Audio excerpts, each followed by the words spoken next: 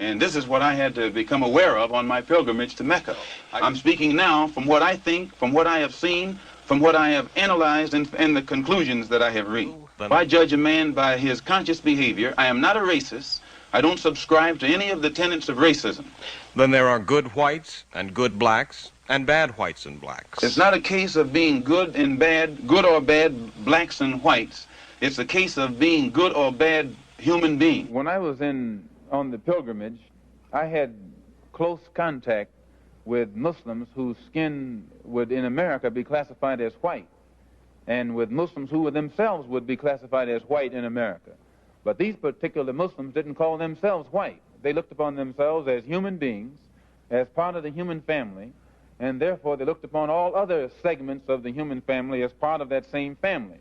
Now, they had a different look or a different air or a different attitude than that which is reflected in the attitude of the man in America who calls himself white.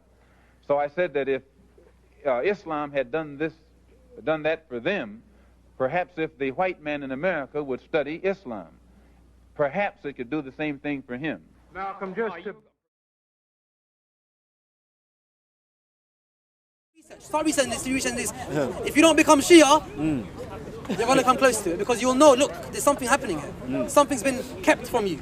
When going through some of the most notable Shia hadith works, it's not uncommon to encounter some racist content in these books. What the Shia essentially have done is, they've attributed racist content to their imams, effectively giving it a religious and moral basis. Now, take this as an example. This is a chapter in Kitab al-Kafi by al-Kulayni called Babu man kuriha munakahatuhu min al-akradi was-Sudani wa ghayrihim. Those from whom marriage is discouraged, such as the Kurds, the blacks, and others. Oh man, jeez. The first report he quotes in this chapter is a quote to Abi Abdullah عن أبي عبد الله عليه السلام قال قال أمير المؤمنين عليه السلام إياكم ونكاح الزنج فإنه خلق مشوه. So they supposedly quote Ja'far al-Sadiq rahimahullah, supposedly quoting Ali ibn Abi Talib radiallahu anh, saying, beware from marrying from the blacks, for they are a distorted creation. You lot have lost your minds. If we were to analyze the isnad of this report according to the Shia standards, we'd recognize that it's authentic, and that is what Al-Majlisi declares in his book Mir'at al-Uqul, where he mentions that the hadith is sahih.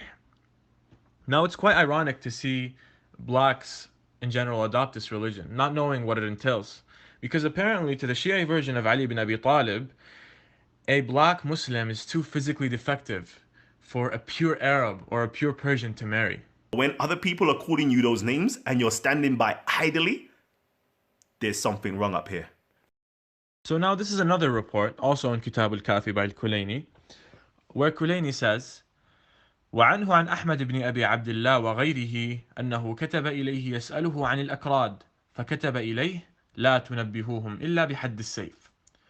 So Ahmad bin Abi Abdullah and others write a letter to the Imam Abu Muhammad asking him about the Kurds. What does the Imam respond? The Imam responds saying, do not make them aware of your presence except by the blade of your swords. Now, if we were to analyze the isnad of this hadith, we'd recognize that it's authentic according to the Shia standards. And that's what Al-Majlisi says in Mir'at al-Uqul, where he declares the report to be sahih. How is it that deep that you lot are completely unconscious of what's going on?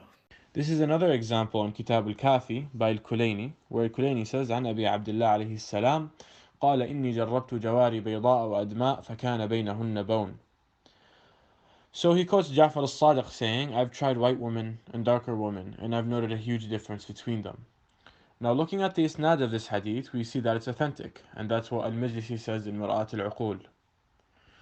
Now if we were to look at the understanding of the Shia jurists of this hadith, we'd see where the racism lies. So the Shia jurist and muhaddith Al-Hurr al-Amiri lists this report under the chapter باب استحباب تزويج البيضاء والزرقاء. So the chapter is called The Preference of Marrying a Lighter Skinned Woman. And Al-Burujurdi in his book Jami' Ahadith al-Shia also includes this report under the chapter باب الترغيب في تزويج البيضاء والزرقاء, the enticement of marrying a lighter-skinned woman.